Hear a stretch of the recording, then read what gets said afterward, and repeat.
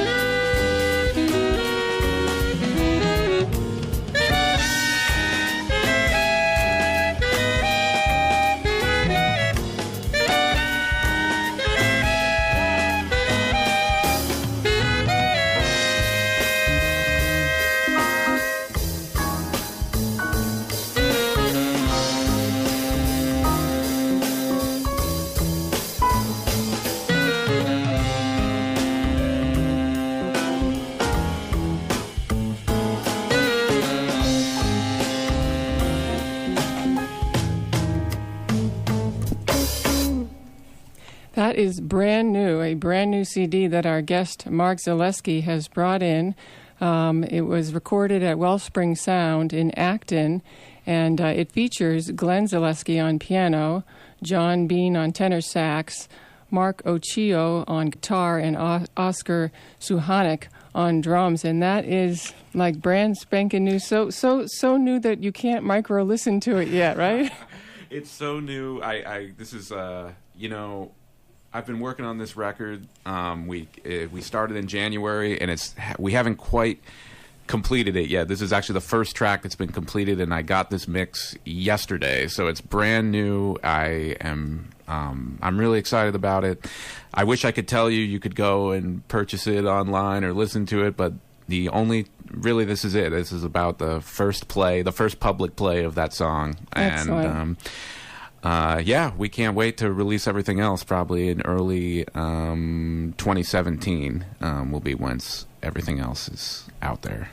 This is Jazz New England 90.5 WICN. I'm Pamela Hines, and my guest today is Mark Zaleski, and we're talking about a couple of things today: his new project that you just heard, and also his appearance at the Amazing Things Art Center in Framingham on June 10th, and that will be an 8 p.m. start. The group at the Amazing Things will be John Bean on tenor sax and Jeff D'Antono on piano, Oscar Suhanek on drums, Carl Eisman on guitar, and then Jeff Sharlin will be on bass. There's some unusual things going on in this new release. You not only play saxophone, but you play bass and at times physically run from one to the other during the take? Yeah, this was a very interesting recording process. So the idea was throughout all the tracks. Well, I guess I should preface by saying a lot of my life in the last, especially in the last 7 or 8 years, has been kind of leading this sort of dual, I've been kind of have like these dual personalities, one as a saxophone player and one as a bass player. And we haven't, Mark Zaleski Band, the group you just heard, hasn't released a record in a long time, and almost since our 2008 recording. Since then, I've been playing bass. Has been such a part of my life that I wanted to find a way to incorporate it on my next record. So in order to do that, we had to come up with a very carefully plotted out recording sort of process, very much regimented, step by step. We have to do this, we have to do this. For example, on the track you just heard on Mark in the Park, you hear me playing an alto saxophone solo.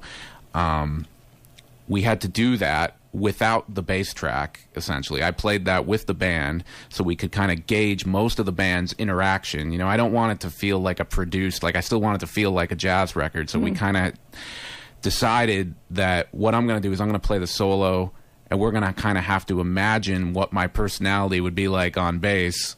And then I would hopefully later, after I play it, be able to capture that energy. So I'd play that alto solo.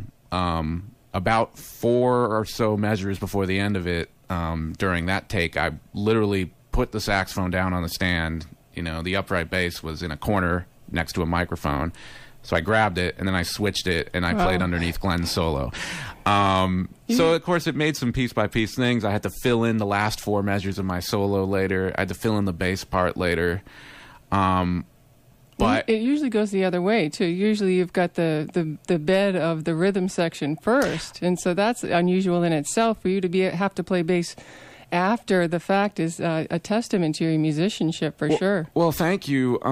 It's depending on what track we did, there were sort of different protocol for every tune. Some of the tunes you almost kind of have to decide, like, do you want just a pad underneath what's going on? Should the bass be there and I play later? Or in this particular track, I feel like one of the strengths on that particular section of the tune is the fact that we have such a great interaction with one another. A lot of the stuff I play, Oscar on drums is responding to me, and Glenn is responding to me. And if I just let them do that, and by nature of it being an improvised solo, I don't know exactly what's going to happen, and they don't either. Like, they really have to respond to what I do on on saxophone. And not like they don't do that when there's a bass player, but I guess in the big scheme of things, for that particular, you just kind of have to just pick your battles, essentially, you know? Yes. I'm really pleased with how it came out, though. And I think the other thing that I would say about, you know, why we can make this work is this band has been playing together now for 11 years. And that particular tune, it's been a long time since we've made a record, but I wrote that tune in around 2009, and we've been playing it ever since, and we've been touring ever since. And, you know, everybody knows I'm just really excited about, you know, one thing about my band, I feel like that I'm just so thrilled about and feel so lucky is that the relationships I have with everybody in the band are so strong. People are so dedicated. Like, we really are. I mean, Glenn, you know, my brother Glenn plays piano on that track. We've been playing together since we were little kids. You know, John Bean and tenor's like my best friend in the world. He's the best man at my wedding. You know, like, we have these like really unbelievable relationships that I feel like only this particular crew could pull that off. I think if we went and started hiring people, even if they were some of the best world-class talent, we wouldn't be able to make it work. So it's a really unique, it's a really exciting band. I'm super, super excited. Yeah. More Mark Zaleski on Jazz New England after this. This program is funded in part by the Massachusetts Cultural Council's UP initiative, expanding access to arts and culture and moving towards universal participation for all our citizens. The Old South Meeting House, a treasured historic landmark and an active center for public dialogue in the heart of downtown Boston. Organizations like the one you just heard about are supported by the Massachusetts Cultural Council's UP initiative. Universal participation, universal places. Learn more at massculturalcouncil.org. You are tuned in to 90.5 Jazz New England. I'm your host, Pamela Hines, and my guest today is Mark Zaleski, and he's here to tell folks about his appearance at the Amazing Things Arts Center on June 10th at 8 p.m., and that's in Framingham. And let's talk a little bit more about the chemistry thing. A lot of times, you know, we'll hire the more famous ones for recording sessions, but then we forget sometimes, I think, about the whole chemistry factor. The fact that you've been recording the tune we just heard, Mark in the Park, you'd been playing it for several years before you recorded it. I think that makes a huge difference in the recording quality, don't you? I sure do. I couldn't agree with you more. I've been listening to a lot of, you know, I try really hard, as I'm sure you do, working here at this amazing radio station. I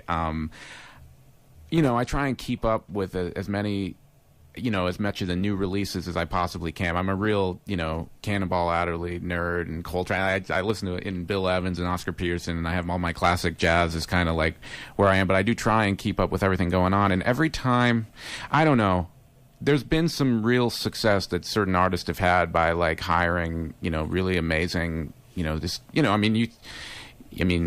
certain recordings you can hire the best musicians in the world if you have some sort of relationship with them, and they'll come and play your music, they'll read it down, and it'll sound great, it'll sound good. But I don't know. For me, I think one of the ways that we've been able to, I'm not going to say better or worse, I don't know, but I do feel like one of the reasons that we're unique is the fact that we've kind of stuck together, you know, like we've kind of had our thing where there's nobody I can play with like Glenn, you know, like it so happens that Glenn happens to be a world-class pianist who tours with Ravi Coltrane and, you know, and all that, but I think it goes beyond that, you know. I mean, we've grown up together, we're brothers, you know. There's a chemistry that we have, and it doesn't matter who else you get. Like, it has to be Glenn, you know. John and I, we've been hanging out together forever. We know like everything about each other. That's why we can blend the way we do. That's why we can do these things. And I really do believe that this band has something distinctly unique to offer, and I'm very convinced that it has to do with the fact that it's our interpersonal relationships, you know. Well, let's talk a little bit about that. I'm sure that growing up in Boylston, with you and Glenn. It wasn't like a Gronkowski brothers type of relationship, was it? Where you're, always cranking on each other. What was it like to grow up? I know that your bio said that your friends listened to rock and pop, and then your teachers listened to jazz. So you were exposed to this big rainbow of genres when you were growing up, which was very helpful for you to pick your own personal style in playing jazz. But there must have been a lot of fun, too, with the two of you. Oh, sure. I mean, I think growing up, our relationship as brothers was, really pretty normal. I wouldn't say I think some people, especially because we have our own recordings and we do our own shows and we obviously both have performing careers now, I think people sometimes have the impression that when we were 12 we would sit in our basement and just practice together, just get our just really just go and play. And though we played a lot, we also went on vacations with my family. We played in the yard, and we didn't fight a lot. We had a really good relationship going up, but we fought like brothers do sometimes. And I think that the amount of time, I'd say, if anything,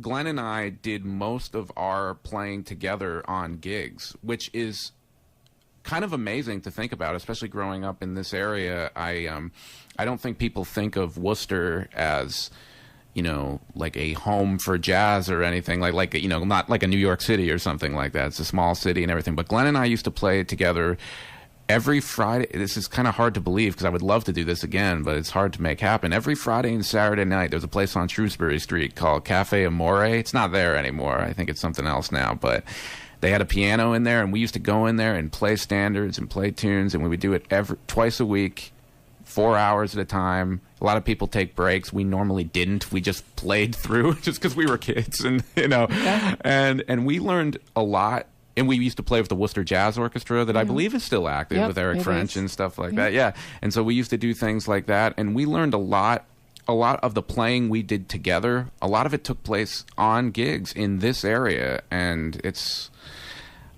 really amazing to think about. We were really lucky, Well, let's get an example of that chemistry that the two of you have. You did a release in 2011 called the Duet Suite.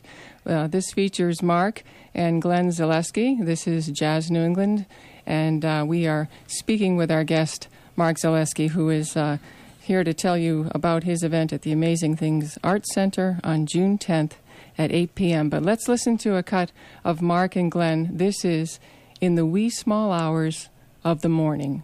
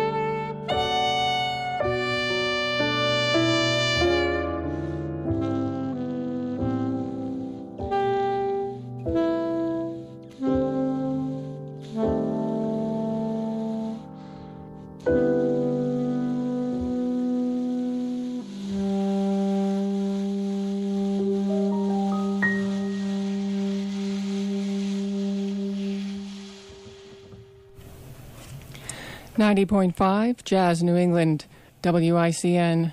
I'm Pamela Hines, your host, and my guest today is Mark Zaleski, and he's going to be appearing at the Amazing Thing Arts Center on June 10th at 8 p.m., and that's in Framingham. You know, we were talking, that was in the wee small hours of the morning with your brother Glenn, and you put the verse in the middle, and that led to us talking off air about what happened to all the verses. Why don't we keep them in the recordings? Really, really sad, right? I even just in the conversation we were just having, if I were to make a guess, and I'm not, I'm not sure. But I could just from based on growing up, taking a lot of music lessons, teaching a lot now, and I think a lot of the reason we're missing the verses might have to do with the charts that people are used to reading. The real books tend to, maybe, I don't know why they've kind of cut verses out, but a lot of them do, as musicians know, and so you kind of, for me to learn that. I try and learn everything by ear now, to be honest with you. I try to just listen to recordings, take it by. I don't, I like reading music. I teach music theory now, and I love it. But when I'm trying to, really internalize something, I do it all as much as humanly possible. I do by ear, if not absolutely everything. But those charts, when you're... And a lot of it has to do with, there's really key things that the charts are sometimes missing, including verses to... songs in the wee small hours of the morning. You're absolutely right. I can't think of one real book chart that has that. The Sure real books, the so-called new real books, have them, and then sometimes you'll get books that come out in lead sheet form. There's a couple of them out there that give you that lead sheet form that's the real book, but they also include the verse, but not the actual real book. So you're... Yeah, and I should preface too, I haven't looked at a lot of the new one. Back when when I was reading a real book, there were the very old ones with they used to fall apart. Everybody's covers are missing and stuff. You had to go get it underground right, exactly. from some guy at the counter of a music store, Yep, exactly, yeah. So I don't know what the new ones are like, but those old ones definitely didn't have them, that's for sure, yeah. So let's sort of segue over into the sound that you're going to hear from Mark's band at the Amazing Thing Arts Center in Framingham on June 10th at 8 p.m. This next CD is your band. This is a 2007 release. Can you set this up a little bit? Yeah, so the track that you're about to hear has very many of the same people on it. You'll hear Glenn again, and you'll hear John Bean again. You'll also hear a guitarist who's from the area from the South Shore, I guess, named Will Grafe, a bass player named Will Slater, and a drummer named Tyson Stabelic. And we recorded this in 2007. The track that you're going to listen to, called The Moon, I sort of describe as if my band were to have a hit single or a love song. I think this might be it. I don't know if we will, but I think it's the closest that we come to that. So okay, well, let's take a listen. This is Mark Zaleski's band, and this is called The Moon.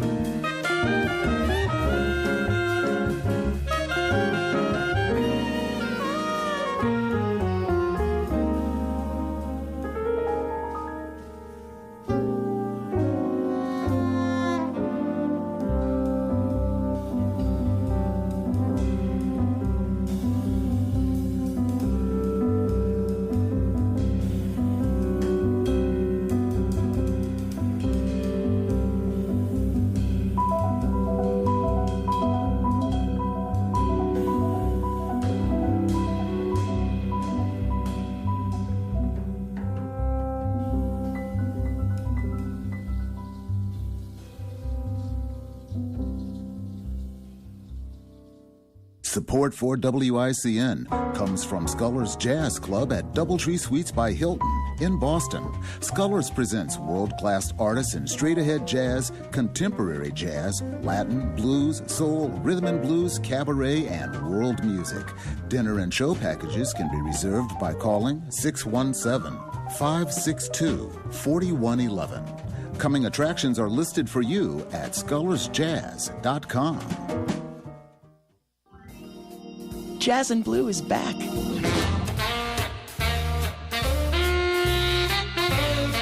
Starting Saturday, June 4th at 4 p.m., join me, Michelle Wilson, for Jazz and Blue.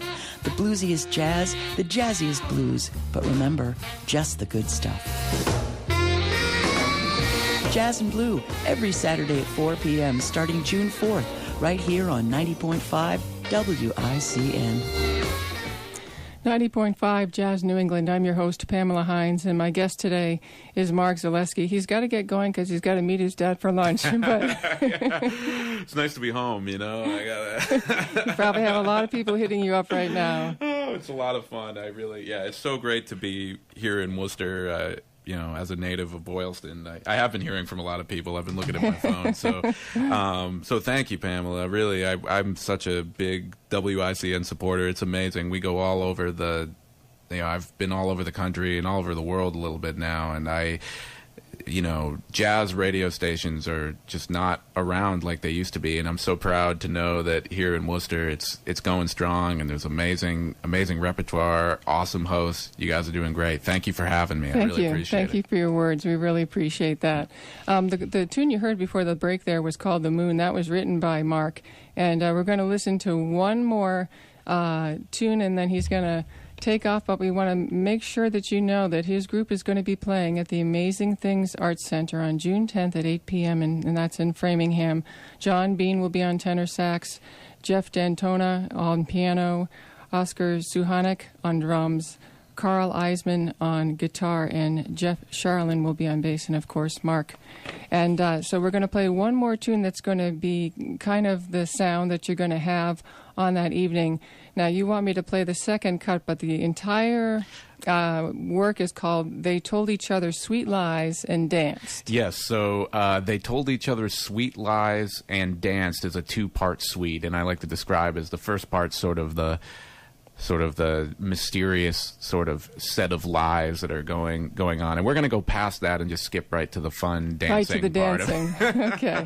And I also, if I may, I just would like to mention that if you do like what you're hearing, I have a website at www.markzaleskimusic.com, and if you do want to follow us more, the best way to do so would be to sign up for my emailing list, which you can do at that website. And while you're there, there's also all kinds of videos and all kinds of new music and sort of different blog posts, little opinion blog posts and things I try and add every once in a while, and just if it kind of tracks everything I'm doing. And as an independent artist, the best way I have to get information out to you is through that mailing list. So please visit Mark Zaleski Music, MarkZaleski music.com, and we can stay in touch. It should be great. And we want to tell folks, too, that Andrew Wilcox, who has been here at WICN in the for the Holiday Jam over at he's from the Joy of Music program there.